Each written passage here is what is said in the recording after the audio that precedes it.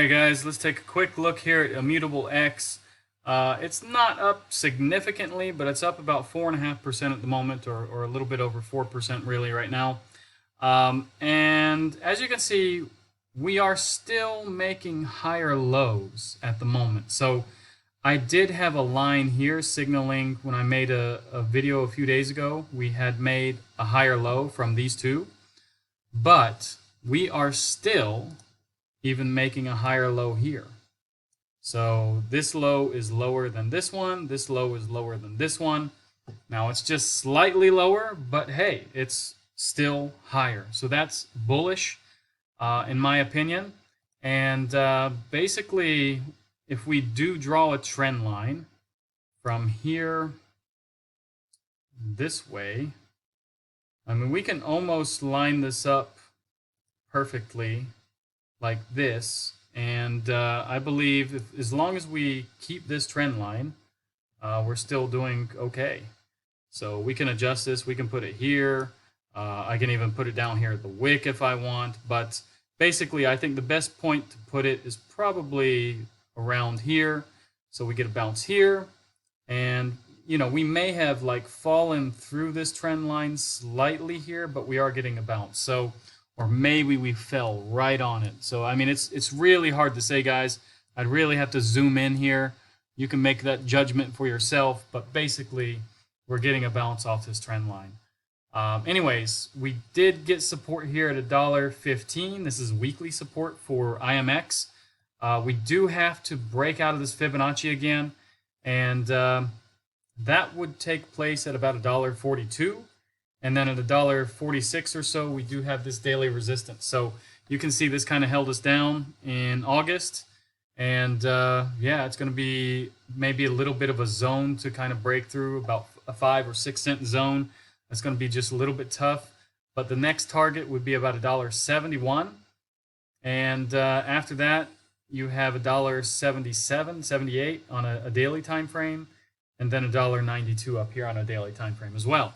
So I don't want to get too far ahead, guys, but that's what, you know, IMX looks like at the moment. Still looks good, still making higher lows. It is kind of respecting this trend line, and it's going to work its way up here to about $1.42 next. Also, if we talk about Bitcoin, Bitcoin has a nice candle at the moment. When I made the Uniswap video a little while ago, it was hanging around down here in this Fibonacci or just below it. So now we are getting that push. And you can see that we did retest this weekly support here at 55.7, and it just barely broke through it. And you know, but we've gotten support there, guys. And it looks like the economic numbers basically are what's pushing us today. Jolt's job openings was not that good today, so it basically changed the half-point, you know, rate cut to almost a 50-50, you know, deal with the quarter-point cut. So we'll see, guys. It's almost 50-50 with a quarter-point cut and a half-point cut. But I still believe there's going to be a quarter-point cut. But who's to say that if they do only a quarter-point cut, that the news headlines are going to say this quarter-point cut is too late and it's not enough, you know? So maybe this will pressure Powell to, you know, take a half-point cut. But still, guys, I would still say quarter until the end of the year, probably 3/4 cut. And yeah, I mean, in January we can take a look at that, but it may have, wow, okay, it's shifted quite a bit too. So it's almost 50-50 between these two. And yeah, guys, I mean, it's just, we have to wait and see. Tomorrow is actually another very important day.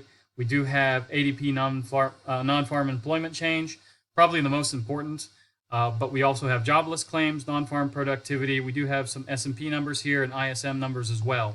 Now, Friday, we do have non-farm payrolls. We do have unemployment rates. We do got a couple of speakers speaking. So yeah, guys, I mean, that's also an important day, but I would say it's still second to Thursday tomorrow, and that is more important, although this is not that far behind with importance as well on Friday. So anyways, guys, that's all I got for you basically with IMX right now. We are getting the bounce. Let's see if we can push up to $1.42. Bitcoin, I do think, you know, we need to try to push up here to 58.4, break through that. Then we have 54, or sorry, not 54, 59.4 to break through. As you can see, it held us down for, I don't know, about, what, 6 out of the last 7 days before. Something like that, guys. Yeah, so anyways, that's all I got for you. If you like this video, like, subscribe, activate the bell, and I'll see you guys in the next one.